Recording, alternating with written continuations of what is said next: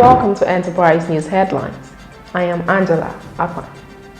The Central Bank of Nigeria said Manufacturing Purchasing Managers Index closed March at 56.7 index points. This occurred as level of business activities in the country continued to increase. Enterprise Television learned that the 56.3 index points indicated expansion in the manufacturing sector for the 12 following months. The CBN had earlier reported that 56.3 index points in February, down from 57.3 index points in January. The Employment Level Index in March 2018 stood at 53.3 points, indicating growth in employment level for the 10th following month. Nigeria's overtaken Angola as the top oil and gas producer in Africa, with an increased output of 91,500 barrels per day in February 2018. Enterprise Television brings us to memory that Angola surpassed Nigeria with over 200,000 barrels per day since 2016. Angola overtook Nigeria with 1.668 million barrels per day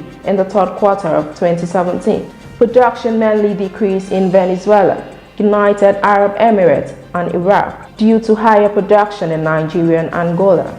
Kenya Pipeline Corporation says there is plan to build facilities worth $125 million to store liquefied petroleum gas. The pipeline corporation manager, Joe Sang, promised that this would increase cooking gas use across the country. Enterprise Television News learned that the Kenyan government is making fuel more affordable for citizens. In the past, tax on cooking gas has been subsidized to make life comfortable for everyone. In the meantime, the Energy Regulatory Commission has confirmed consumption ranges between 15,000 and 23,750 metric tons. The Rwandan government says the United States has the right to withdraw benefits of Africa Growth and Opportunity Act, responding to suspension of exports. Kigali announced not to change embargo on import of used clothes and shoes from United States. Enterprise Television understands that the decision was agreed by members of the East African community. They include Kenya, Tanzania, and Uganda, bowing to pressure.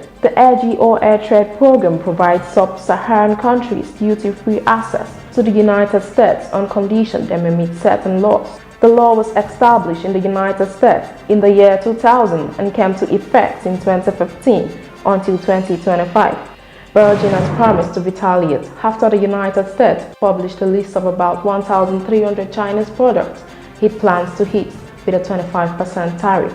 The White House said the extra tax on the import was a response to unfair Chinese practices around intellectual property rights. The wide-ranging list includes items such as medical products, televisions, and motorcycles. Virgin said it strongly condemns and firmly opposes the tariffs. Mobile phone manufacturer Nokia has agreed to become the principal sponsor of the Indian Premier League 2020 cricket franchise, the Kolkata Knight Riders. The two-year deal begins with the 2018 IPL season, which begins on April 7.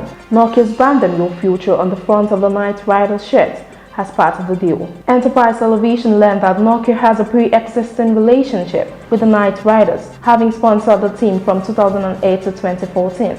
The Knight Riders will this year be captained by Indian international Dinesh Karthik. And that's it on Enterprise News Headlines. I am Angela Akpan. Many thanks for watching.